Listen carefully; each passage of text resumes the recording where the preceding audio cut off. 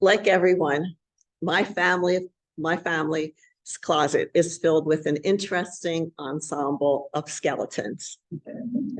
So there was my great uncle Denny, whose name was Dennis, and he was named after his father and his grandfather.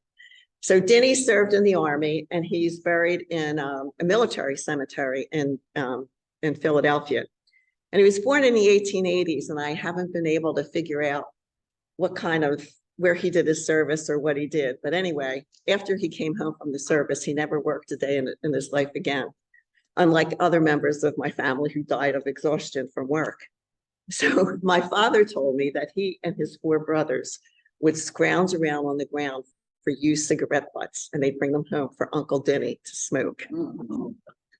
My great Aunt Elizabeth was the quintessential sweet old lady with an apron and black sensible shoes and an angelic smile. Literally, Aunt Elizabeth was as sweet as pie.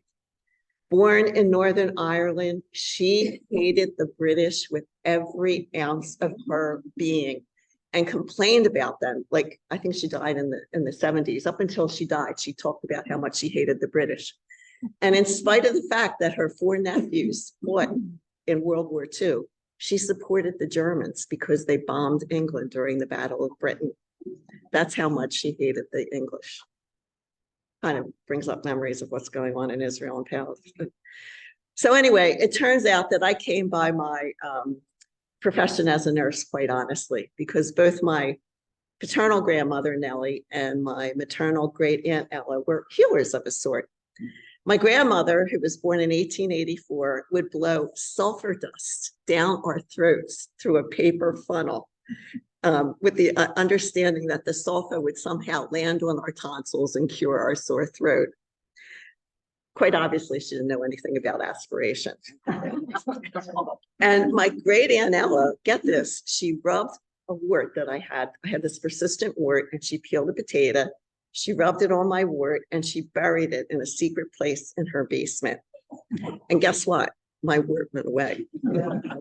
And Ella also told my mother when I was little, but I was old enough to remember this. She told my mother that to break a fever, which I don't know whether my mother gave me aspirin or not, like who knows if it's like 1956. But anyway, put onions in my socks. And I can remember the disgusting feel of the onions in my socks. And when I woke up in the morning, they were all black. But guess what? My fever broke.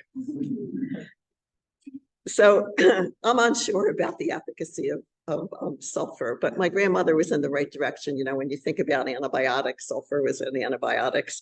But in the 80s, my chemistry teacher told me that a raw potato, without burying it secretly in the basement, of course, that whatever is in a raw potato, it can cause warts to fall off. And there was some efficacy to putting onions in a sick room. Needless to say, when my kids were sick, I gave them Motrin, and if they had a sore throat, I took them to the doctors, and I never blew anything disgusting down their throats. So in the past, traditional healers like my grandma and my Aunt Ella were the link between sickness and health. And the art of healing was passed from generation to generation of women for thousands of years. And just as an interesting aside, one of the things that I learned over the course of the years was that midwives actually knew to wash their hands before they worked with women who were giving birth, long before the germ theory of disease was known. While the men would go from one activity to another and then deliver babies, passing infection and ultimately killing the women. And these same men, even though their patients were dying with great regularity, these same doctors, through this guy named Ignaz Semmelweis, he was the person who suggested that doctors needed to wash their hands with carbolic acid. They threw him out of the profession for even suggesting that the hands of a doctor might be dirty. So smart and savvy women like my grandma, who was a very formidable Irish grandmother. Those of you who have had that type of grandmother know what I'm talking about. And my Aunt Ella, who was not formidable at all, they posed a problem for the churchmen who insisted that it was prayer and blessed talismans rather than the actions of human beings that cure disease. And the church used parts of dead people and called relics and later scapulas to ward off evil and disease or grant blessings, labeled the practices of women healers satanic and evil, and called women like my grandmother and my aunt witches. And about 60 to 80,000 women maligned as witches lost their lives between 1500 and 1600 during the witch craze in Europe, which also made its way to America in Massachusetts. And Charles Borromeo, after whom our local seminary in Philadelphia is named, he was instrumental in identifying and burning at least 10 women that he designated as witches. And interestingly, Ireland, the home of Halloween and scary jack-o'-lanterns, did not engage in witch burning. And even more interesting is that some folks today fear the imagined powers of witches much more than they ever feared the power of those who burned them. So as much as the church tried to stamp out native practices, they crept into the faith with great regularity. And so even though we're taught that Christianity is pure, it's really an amalgamation of many faiths, and it is anything but pure. People like the Irish and other peasant societies who lived close to the land refused to put aside what their conquerors called childish indigenous beliefs and incorporated a mishmash of local customs into their Christian faith. Otherwise, Christianity would not have taken root. And so Mary became the female goddess that indigenous people all over the world had worshiped from time immemorial. Christmas replaced the celebratory day of the sun god. And just about all of our Christmas customs that we hold so dear, like trees, holly, ivy, and candles, all of that comes from our pre-Christian ancestors. So like the ancient pagan holiday of Halloween, likewise, that has been Christianized by All Saints' Day and All Souls' Day.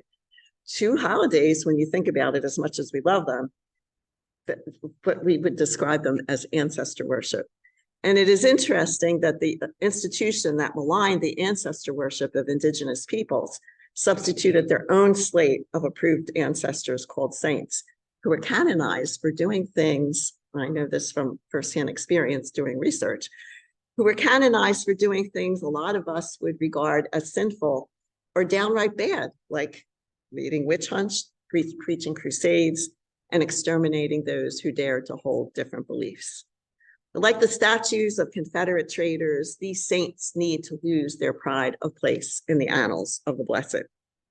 And while we have all of us have fallen short of the glory of God, misogynists, anti-Semites, warmongers, triumphalists, sexual perverts, and masochists should not be our role models.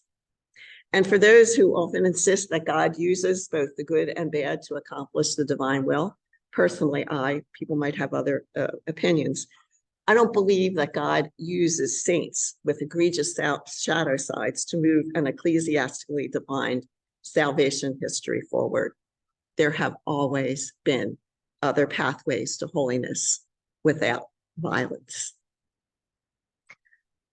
During my research this week on this holiday, I saw that Halloween, All Saints, and All Souls are referred to as a triduum, a time as holy as the holy days of Easter. So this stopped me dead in my tracks, and I thought about it for a moment. And although this might sound heretical, perhaps that comparison is really warranted. In life, our beloved dead, like Jesus, helped to mold us into the people that we are. Their lives, our ancestors' lives, were upfront and personal, unlike a life in make-believe land that the church had created that never really existed. And we actually saw how they lived their lives. We experienced that. They taught us, they inspired us, and they guided us. And because of them, because of our beloved ancestors, we are the people we are today, and our children and grandchildren are the people that they are. And so the good news is that the church does not have a monopoly on saints. It never did. The people of God do. We pick and we choose who we will honor and remember. And some members of our families and our communities have led stellar lives that are far more compelling than those of the official saints. And it is these folks, the people in this book, the people who brought their pictures, it is these folks who are our role models, our personal saints, and our heroes. And so on this Triduum of the Dead, we gratefully remember our beloved VIPs in the communion of saints. And while we might gladly remove a halo from the head of the witch hunter Charles Borromeo, we will continually shine the halo that we have affixed to our grandpa Charlie. So the winds of dull November have hastened the whirling descent of the last leaves of summer, and the bright blue weather of October is behind us. Bare branches poke the sky, and brief unlit sunlit hours come at us with a sharpness that makes us shade our eyes. As Earth makes its transition to winter, it seems fitting that we remember our ancestors amidst the firelight and the candlelight, light that reminds us of their love for us. And as we remember them, and as we deeply, deeply lament their painful passing, we know that someday we will meet them in a place where mourning and sadness will be no more, where the loving hand of God will wipe away all of our tears. And this, my friends, is what the late fall Triduum promises. It promises resurrection and rebirth.